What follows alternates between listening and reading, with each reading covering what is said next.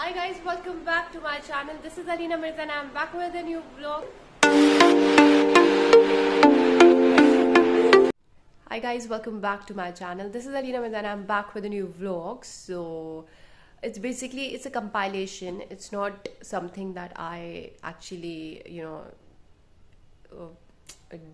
did make for vlogging purpose, but it was just today there was a national seminar in our college, so I just captured some very important moments because they were like super eminent speakers, which shows their presence, which have shown their presence, like whatever. So yeah, they're like some glimpse of this day. So yeah, let's just enjoy.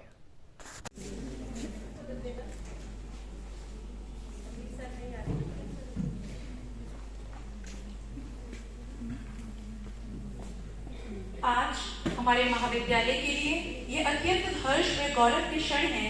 20% को weightage दिया है, energy use को 20% weightage है और climate policy को 20% है।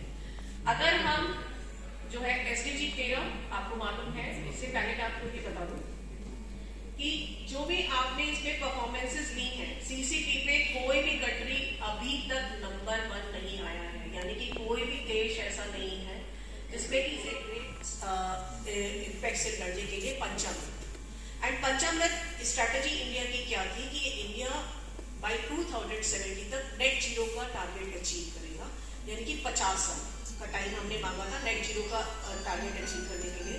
मैं अभी आपको नेट जीरो में बताऊंगी क्या होता है। नेट जीरो का मतलब कभी भी ये नहीं है कि हमें कार्बन एमिशन बिल्कुल खत्म कर देना। इसमें नॉन फॉसिल फ्यूल के ऊपर ध्यान है, एनर्जी नीड्स और रिन्यूएबल नीड्स के ऊपर ध्यान है हमारा नेट जीरो के लिए। कार्बन एमिशन कम करना है, कार्बन एमिशन जो है वो GDP का एक घटाना। और नेट जीरो, देखिए नेट जीरो क्या है। नेट जीरो का मतलब कहीं से भी ये नहीं है कि आपको पूरा ग्रीन हाउस गैस एमिशन बंद करना है। नेट जीरो के मतलब है कि जितना भी आप ग्रीन हाउस एमिशन कर रहे हो उतना ही आपको दूसरे मेथड के थ्रू ग्रीन हाउस गैस का रिमूवल भी करना है। कल ही जो है आपके यहाँ पे एक प्रस्ताव पास हुआ COP29 में अजरबैजान में कि आप कार्बन क्रेडिट खरीद सकते हो। एक कंट्री जिसके पास कार्बन क्रेडिट ज्यादा है और वो कार्बन कम प्रोड्यूस कर रहा है या ग्रीन हाउस गैस कम एमिशन कर रहा है, वो दूसरे देश को जो कि कार्बन ज्यादा प्रोड्यूस कर रहा है उनको कार्बन बेच करके, कार्बन क्रेडिट दे करके पैसा कमा सकता है। इंडिया की जो प्रोग्रेस है नेट जीरो के लिए वो डिपेंड करेगी कि हम 3 इश्यूज को इकोनॉमी के कैसे टैकल कर सकते हैं, क्योंकि मैंने बताया कि 3 सेक्टर में सबसे ज्यादा गैस एमिशन है।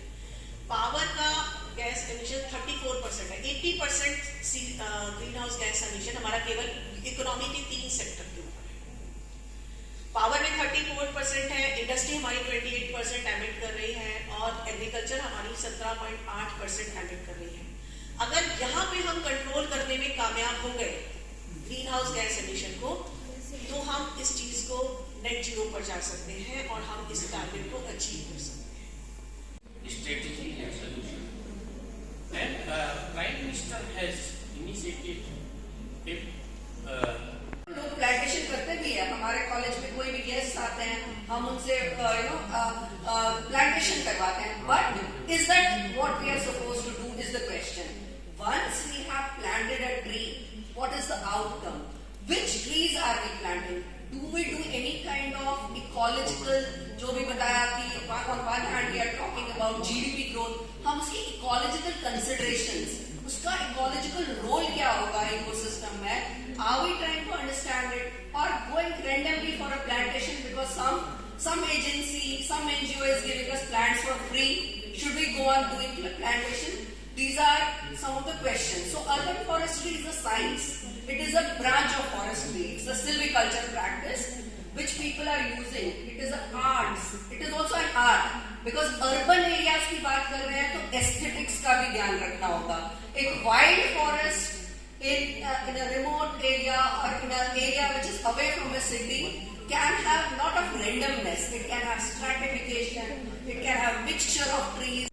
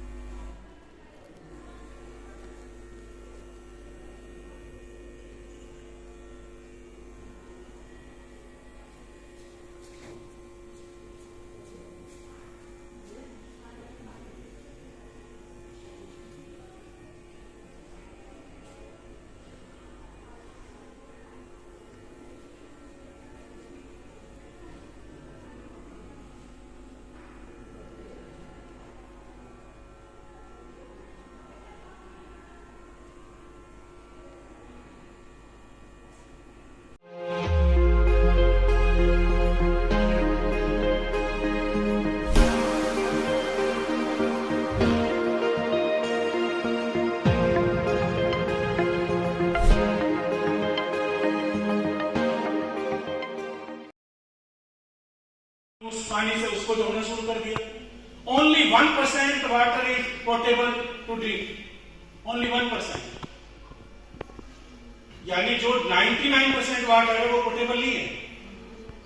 हम अगर क्राइसिस देखें तो उस दृष्टि से देखें कि वास्तविकता में क्राइसिस है किस कारण, और वो 1% का भी जो यूज हो रहा है वो एग्रीकल्चर फील्ड में, इंडस्ट्रियल सेक्टर में, उसमें ज्यादा यूज हो रहा है।